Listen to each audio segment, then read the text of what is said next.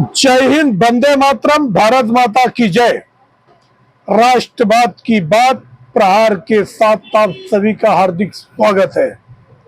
दोस्तों, ये जो सनसनीखेज खबर 2-3 दिन से सबके रूह में एक तकलीफ पैदा कर दी है कि जो घटना मेरठ में हुआ है, ये मुस्कान नाम की महिला, उसने एक नहीं 3 पवित्र रिश्तों को कलंकित की है।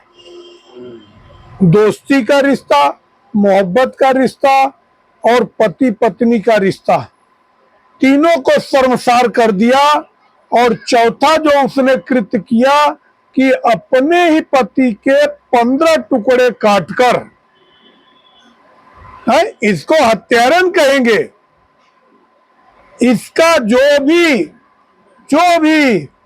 चाहे पुरुष हो चाहे महिला हो, जो भी नारी समाज हो, जो भारतीय संस्कृति को जानता पहचानता हो, अगर कहीं भी इसका समर्थन करता है तो मैं कहूंगा वो मानवता विरोधी है। कि अब जातिवाद की भी बात इसमें आ गई कि वो रस्तोगी समाज से लड़का राजपूत समाज का, पहले ही गुनाह हो गया कि अपने धर्म से अपने जाति से अलग जाके शादी किया। दोनों ने अपने घर में बगावत की, उनके भी माँ बाप दुखी हुए, इनके भी माँ बाप दुखी हुए। उसके बाद अब लड़का, एक इसको बेटी भी हुई, और मुस्कान की वजह से अब वो पहले इंडियन नेवी में काम करता था। अब इंडियन नेवी में काम करता होगा तो वो टाइम पे कभी आ नहीं पाता होगा, क्योंकि नेवी वालों का तो कोई फिक्स नहीं रहता है। वो सिर्फ 6 महीने में आएगी, 1 साल पे आएगी।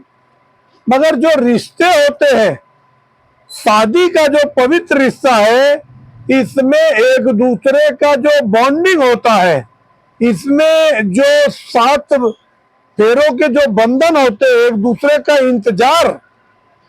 मगर इंतजार की तो बात ही छोड़ो, उसको ही रास्ते से हटाने के लिए अपने पुराने स्कूल के साथी जो साहिल, जो कि देखने में वो चर्सी गर्दुल्ला लगता है, अब उस गर्दुल्ले और चर्सी का साथ लेती है।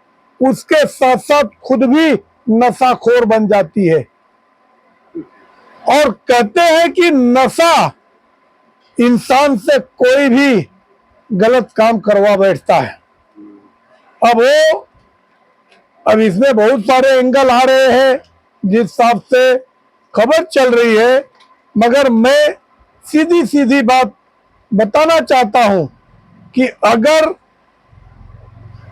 सौरभ के साथ तुम्हारा कोई अनबन था या फिर तुम्हारे रहस्य को सौरभ जान गया था, तो तरीका यही था, दोनों कोर्ट से अलग हो जाते। अपने धर्म में तो तलाक का इतना बेहतरीन तरीका है, दोनों तलाक ले लेते, फिर तुम अपनी लाइफ एंजॉय करती, वो अपना दुखड़ा लेकर जीवित रहता, अपने माँ बाप के लिए जीवित रहता।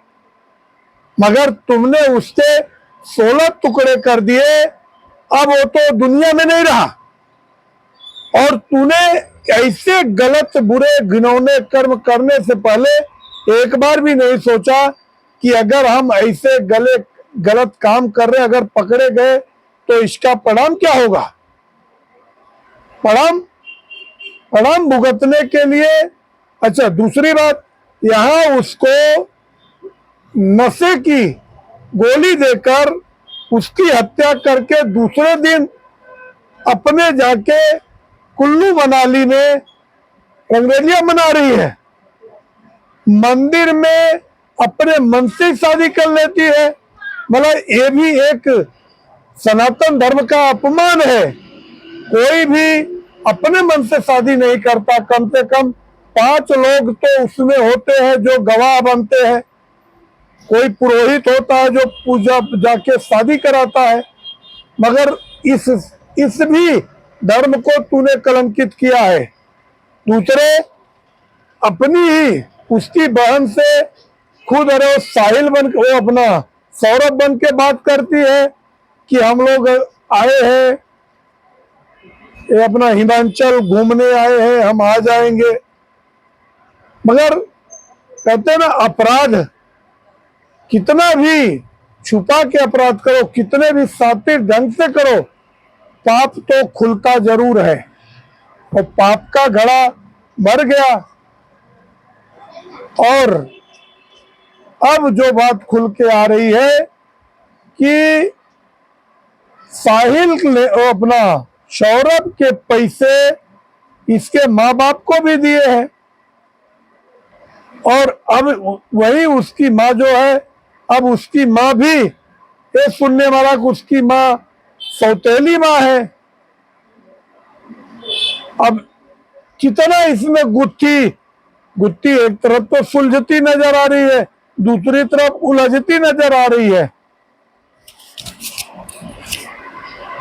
कि अगर उसकी माँ सौतेली थी और सौतेली माँ जो है वो कहती है कि इसको फांसी की सजा होनी चाहिए, देन अब दोनों ही अपराधी सलाखों के अंदर है और मेरठ पुलिस अपना काम कर रही है। अगर मुझे अब उसको फांसी हो या कुछ भी हो, मगर इस रिश्तों को जो उसने तार तार किया है, और एक तरफ ममता रूपी होती है महिलाएं, ममता का रूप दिया गया है, मगर ऐसा राक्षसी सोच रखने वाली ये पूतना और सुफड़का जैसा व्यवहार की है। सुफड़का भी निर्दयी थी, मगर उसके अंदर भी एक ममता था। वो शादी करना चाहती थी और वो अपना जीवन लक्ष्मण के साथ बिताना चाहती थी या भगवान श्री राम के साथ बिताना चाहती थी। मगर तूने तो वो भी लव मैरिज किया। अगर तुझे शादी नहीं करना था तो शादी क्यों किया? लव की थी वहीं तक खत्म करती। तो ये इन रिश्तों को तार तार करने वाली इस महिला को ऐसा कठोर दंड देना चाहिए कि जो एक नजीर बने इतिहास में, आने वाले समय में हमारे भारतीय संस्कृति को ऐसा कोई दूसरा व्यक्ति कलंकित न कर सके। अभी तक तो सुनने में आया था कि वो आफ्ताब ने ही सबसे पहले वो लड़की के 36 टुकड़े किए थे, मतलब शुरुआत वहीं से हुई थी। मगर अब लड़की को टुकड़े करने वाली बात को छोड़ो, अब तो लड़के के टुकड़े कर दिए और उसके लाश को ठिकाने लगाने के लिए वो ड्रम में डालकर और उसमें सीमेंट डाल दिया, जिससे कि वो पूरा शील्ड बन के तैयार हो जाए और हमें ठिकाने ऐसा लगा देंगे कि लाइफ टाइम ये पता ही नहीं चलेगा वो कहाँ चला गया। तो ऐसे नायाब तरीके मन में आए कैसे? और अगर वो लड़का अब कहते हैं कि ये तंत्र मंत्र करता था, जो साहिल है उसके घर में कुछ ऐसी मूर्तियां वगैरह मिली, एक बिल्ली मिली है, तो अभी ये जांच का विषय है, गंभीरता से जांच हो रही है। हाँ, मगर एक बात तो मुझे ये लगता है, अगर उसको फांसी भी हो जाए तो भी कम है, क्योंकि उसने सिर्फ एक व्यक्ति की हत्या नहीं की है, उसने न जाने अनेक रिश्तों का कत्ल किया है। ऐसे कुल कलंकी को किसी भी सूरत में माफ नहीं करना चाहिए और ये पूरे नारी समाज के लिए एक धब्बा है। आप लोगों को अगर हमारा विश्लेषण सही लगे तो आप कमेंट सेक्शन में आके अपने विचार रखें और आप हमारे चैनल को सब्सक्राइब करें। जय हिंद, वंदे मातरम, भारत माता की जय। धन्यवाद।